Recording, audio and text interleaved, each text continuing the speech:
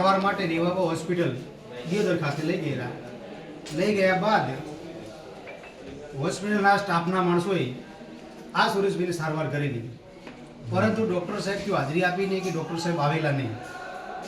એમનો રિપોર્ટ કરેલો, ઇન્જેક્શન આપેલા, બાટલા ચડાયેલા, ટીસીજીનો રિપોર્ટ કરતા ટીસીજી રિપોર્ટ નોર્મલ આવેલો અને એમને રજા આપીને નોર્મલ કરી દીધેલા. રજા આપ્યા બાદ હાલના પેશન્ટ જે મરી ગયેલા છે ગુજરનાર નાઈ સુરેશભાઈ પોતાના ઘરે ગયેલા અને સવારમાં એમને જગાડતા પોતે જાગેલા નહીં અને ફરી પાછા ડૉક્ટર સાહેબ પાસે આવેલા અને ડૉક્ટર સાહેબે મરણ જાહેર કરેલા. ત્યારબાદ હવે જાણવા મળેલું કે ખરેખર જે દવા કરી છે કમ્પાઉન્ડરની દવા કરેલી છે. આ દવાની અંદર બેદરકારી કરેલી છે. બેદરકારી સાહેબ એટલા માટે કરેલી છે કે ડૉક્ટર સાહેબે કોઈ સારવાર કરેલી નથી. ડૉક્ટર સાહેબની સૂચનાના કારણે અથવા કમ્પાઉન્ડરે જાતે ડૉક્ટર બનીને દવા કરેલી છે. તો કાયદેસર કાર્યવાહી કરવા માટે આપ સાહેબને રજૂઆત કરીએ છીએ કે કડકમાં કડક કાર્યવાહી કરો.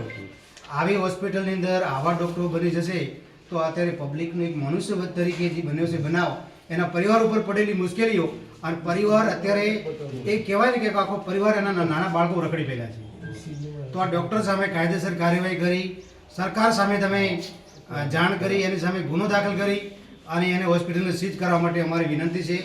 આરોગ્ય કેન્દ્ર આપણું આરોગ્ય કેન્દ્ર કહીએ છીએ ને એની બેદરકારી છે. એને જાણ કરી છે, આજે 1 મહિનો થઈ ગયો છે, પરંતુ એમને કોઈ આજ સુધી પગલાં લીધા નથી. આવા હોસ્પિટલો કેટલાય વિધાઉટ ડિગ્રીના ડૉક્ટરો અત્યારે સારવાર કરે છે, દવા કરે છે. તો આપ સાહેબની અમારા બધા સમાજ વતી આજે બનાસકાંઠાના તમામ તાલુકાના જેની લાગણી દુભણ છે બધા ભેગા થઈને આપ સાહેબને વિનંતી કરીને આવેદનપત્ર આપીએ છીએ કે તાત્કાલિક ધોરણે કાર્યવાહી કરી અને આ ડૉક્ટર સામે કાયદેસરની કાર્યવાહી કરો અને એનું સીલ બંધ કરાવો, જેથી કરીને આવા ગુના અટકાય. બસ એ જ સાહેબ અમારી વાત.